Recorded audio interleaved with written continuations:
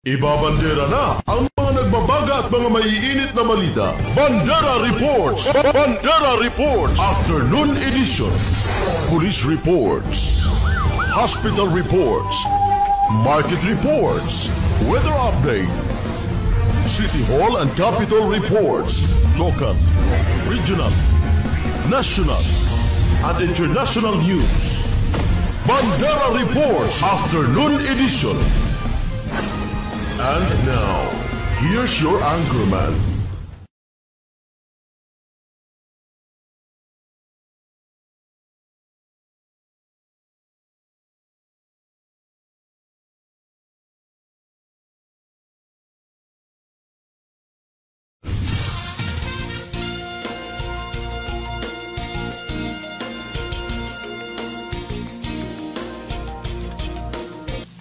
Bandera Reports Afternoon Edition.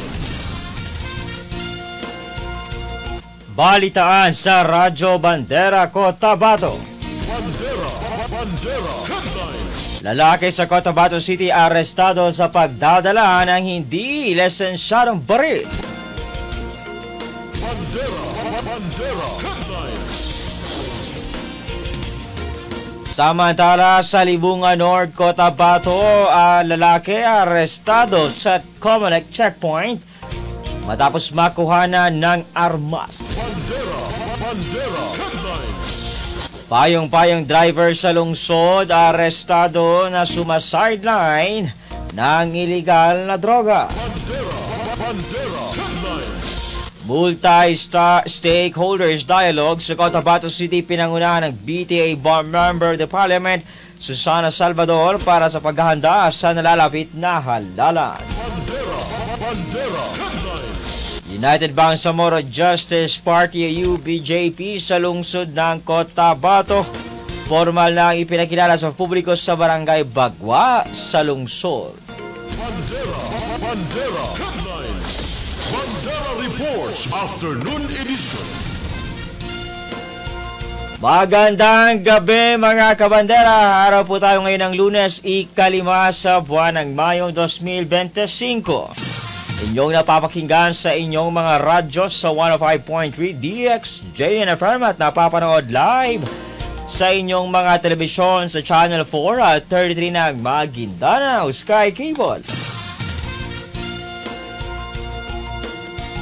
At live rin tayo ngayong napapanood sa Facebook page ng Bandera News TV Cotabato. Ako ang inyong tagapagbalita sa Vino Haverola at ito ang Bandera News TV Cotabato. Sa detalye ng ating mga balita. Dinampot ng mga opisyal ng mga barangay sa Poblasyon 7 sa lungsod ng Cotabato sa pangunguna ni Chairman at Cotabato City Alliance Barangay Concerned President Sulaiman Adong ang lalaking may dala umanong baril sa bagay na Purok Tucananes gabi nitong Mayo 3 taong kasalukuyan.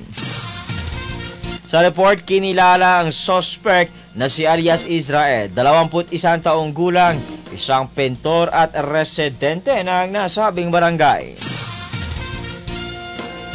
Ayon pa sa mga impormasyon, matagal nang nasa listahan ng barangay ang suspect dahil umano sa illegal activities na kinasasangkutan nito.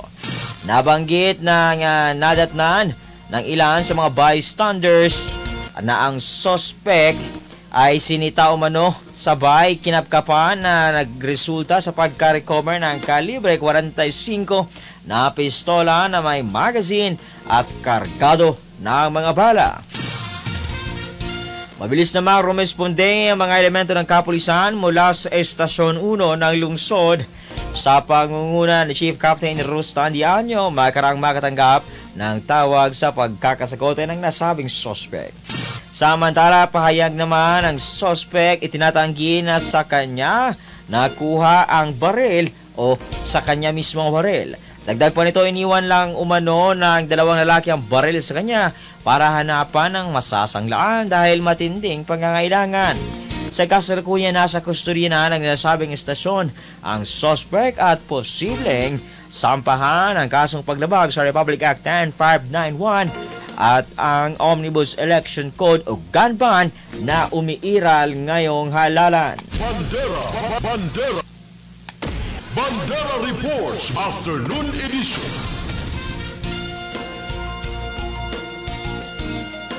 Samantala sa iba pang mga usapin, naaresto naman ang isang lalaki matapos mahulihan ng baril o iligal na armas sa isinagawang Comelec checkpoint na mga tauhan ng Libungan Municipal Police Station sa Barangay Poblacion sa Cotabato ngayong umaga ng Mayo 5. Pinangunahan ni Police Lieutenant Froilan Gravides, ang Deputy Chief Police ng Libungan MPS, ang operasyon na nagresulta sa pagkakaaresto sa kinilalang suspect na si Alex Mark, 44 na taong gulang na isang barbero at residente ng Barangay Nangi, UP, Maguindanao del Norte.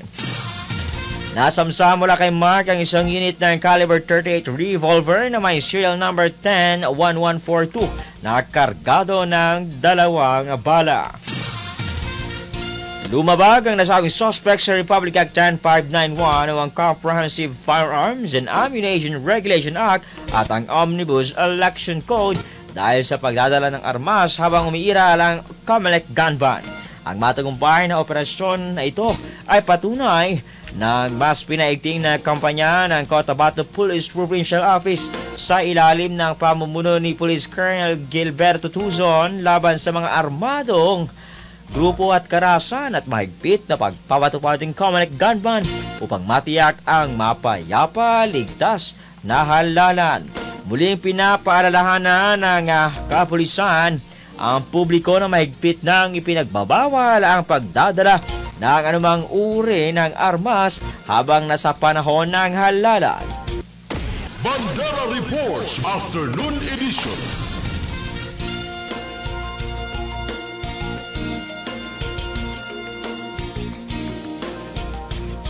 Samantala sa iba pang mga balita, arestado naman ang Drug Enforcement Unit sa lungsod ng Cotabato mula sa kapulisan ng Estasyon 1 sa pangunguna ni Chief Police Captain Rustan Diaño ang isang lalaking payong-payong driver matapos kumagat sa inilatag na drug bypass operation ng ating kapulisan sa parteng bahagi ng Almonte Street, Barangay Poblacion 5 sa lungsod ng Cotabato. Base sa impormasyon, kinilalang suspect na si alias June, 42 taong gulang na residente ng Purok Lumayon sa Mother Barangay, Poblacion ng syudad. Nakuha sa pag-iingat nito ang 2 maliit na pakete na naglalaman ng pinaniwalaang shabu na may bigat na abot sa 0.2 na gramo at nagkakahalaga ng 1,360 pesos. Samantala, ay naman sa suspect, 4 na araw pa lamang itong sangkot sa kalakaran habang 2 beses pa lang umano itong bumabatak ng iligal na droga. Aminado naman siyang gumagamit ng ipinagbabawal na gamot para pandagdag lakas at sigla ng kanyang katawan sa pamamasada. Nagsisisi na rin umano ito sa kanyang nagawa habang magbabagong buhay na rin umano ito at mabibigyan pa ng pagkakataong makalaya alang-alang sa 3 nilang anak at sa kanyang may bahay. Kalaboso ito ngayon at nakahandang sampahan ng kasong may kaugnayan sa paglabag sa Republic Act 9165 o ang Comprehensive Dangerous Drugs Act of 2002. Bandera Reports Afternoon Edition.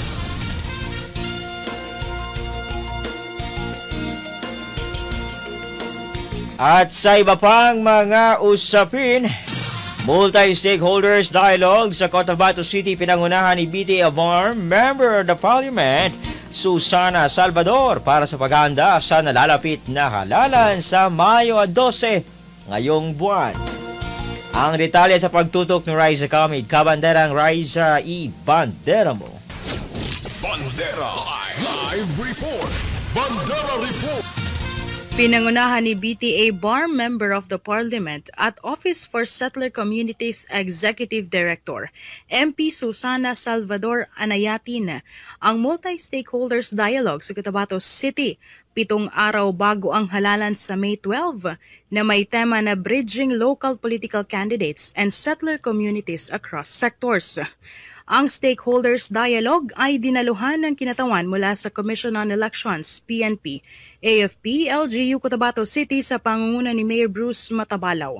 Settler groups tulad ng Church Leaders, Senior Citizen, Knights of Columbus Academy at mga kandidato sa lungsod. Sa ginanap na pagtitipon ay inilatag ng People's Agenda for Settlers in the BARM.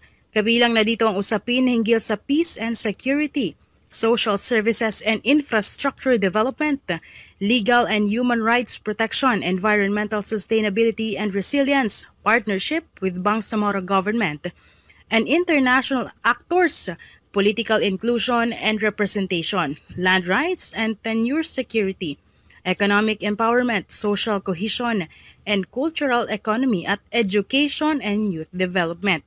Sa pamamagitan ng multi-stakeholders dialogue na ito ay mabibigyan ng solusyon ang issued and concerns ng settler communities tungo sa kapayapaan, kaunlaran at pag-unlad ng komunidad. Mula dito sa Bandera News TV Cotabato, Raiza Kamid, Basta Balita, Ibandera mo. Afternoon Edition.